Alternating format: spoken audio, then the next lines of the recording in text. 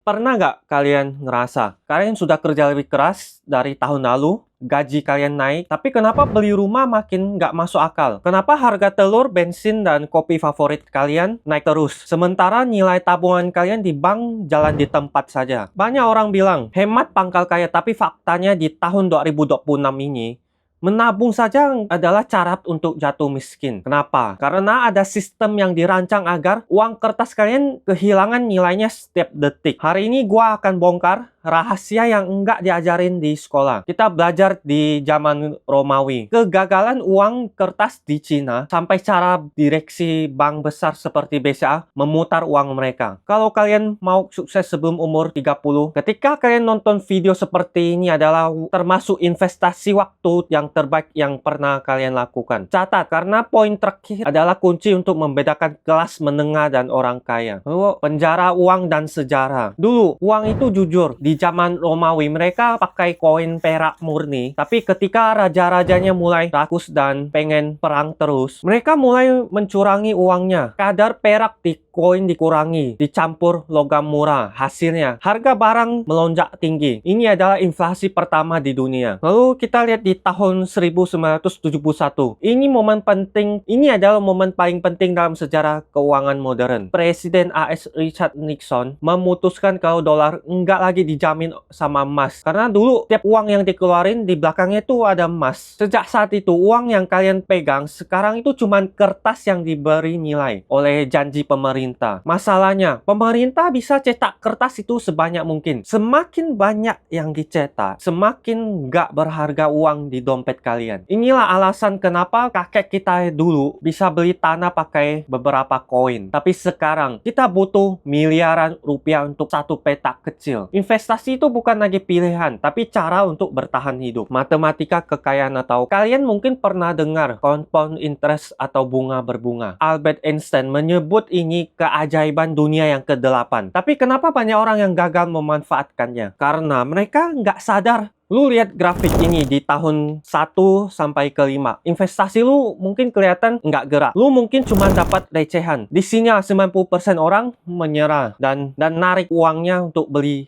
HP, iPhone terbaru atau liburan. Tapi lihat apa yang terjadi di tahun ke-15 dan ke-20. Grafik itu meledak secara vertikal. Orang kaya itu bukan lebih pintar dari lu, tapi mereka mulai lebih awal dan menunggu lebih lama. Kalau lu investasi 1 juta sebulan di umur 20, hasilnya bakal jauh lebih gede dibandingkan lu mulai 5 juta sebulan tapi di umur 40. Waktu adalah aset yang nggak bisa lu beli pakai uang. Kita belajar dari Bank BCA. Kenapa gue sering singgung BCA? Karena bank ini adalah jantung ekonomi Indonesia. Dalam sebulan terakhir, kita lihat berita besar. Para direksi BCA aja borong saham miliaran rupiah. Pakai uang pribadi mereka. Pertanyaannya, kalau orang yang paling tahu isi dapur sebuah bank saja beli sahamnya, masa kalian cuma jadi penonton? BCA itu mesin penghasil uang. Mereka punya kasa atau dana murah dari tabungan kita semua yang cuma dikasih bunga kecil. Tapi mereka putar lagi ke pinjaman dengan bunga yang lebih besar. Dengan pertumbuhan laba yang stabil tiap tahun, saham seperti ini adalah cara kalian menumpang di atas kerja keras ribuan karyawan bank terbaik di Indonesia. Tapi ingat, jangan cuma ikut-ikutan. Kalian harus paham resiko asimetrisnya. Lu punya ini, kalau dia turun, itu penurunannya terbatas. Lu ruginya pun terbatas. Ketika dia upside, Bank BCA ini sahamnya naik, itu unlimited dia naiknya. Kalian bisa untungnya berkali-kali lipat dalam jangka panjang. Kalau kalian pegangnya jangka panjang 5 tahun, 10 tahun, kalian pasti untung. Strategi eksekusi. Terus, gimana mulainya? Nggak perlu ribet. Gunakan metode dollar cost averaging atau DCA. Jangan tebak kapan harga murah atau mahal. Masukin aja tiap bulan secara konsisten atau setiap minggu. Mau pasar lagi merah atau hijau, dengan cara ini, lu nggak bakal stres lihat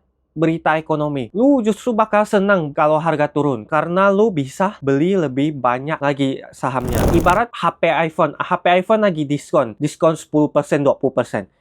Kalian juga pasti langsung pengen beli. Sama nih, ketika sahamnya turun, itu lagi diskon. Dunia nggak peduli seberapa keras lu bekerja. kalau lu nggak punya aset yang bekerja buat lu saat lu tidur. Sukses sebelum umur 30 itu bukan soal seberapa besar gaji lu, tapi seberapa besar gap antara penghasilan dan pengeluaran yang lu investasikan. Kakek nenek kita nggak punya akses investasi semudah kita sekarang. Di tahun 2026 nih semakin gampang. Kalian tinggal sekarang bisa buka akun sekuritas secara online. Ketika kalian sudah punya akunnya, kalian bisa jual beli sahamnya. Kita punya smartphone, kita punya akses ke pasar modal. Jangan sia-siakan keberuntungan. Lu bakal lihat video ini 10 tahun lagi dengan penyesalan yang sama. Karena lu nggak pernah mulai. Catat apa saja langkah pertama lu di kolom komentar. Jangan lupa like kalau video ini ngebuka mata lu. Oke, di minggu kelima ini gua akan langsung beli saja saham BCA. Hari ini tanggal 30 April 2026. Hari ini harga saham BCA 5.825. Gua akan beli 3 lot hari ini.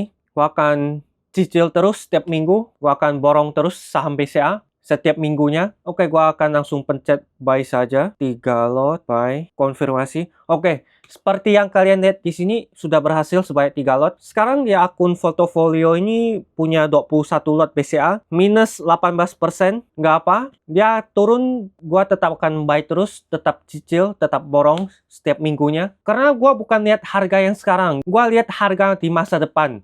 5 tahun ke depan, 10 tahun ke depan. Di akun portofolio yang terbuka ini sudah punya 21 lot. Tetap akan gua tambah terus setiap minggu. Sampai jumpa di video selanjutnya.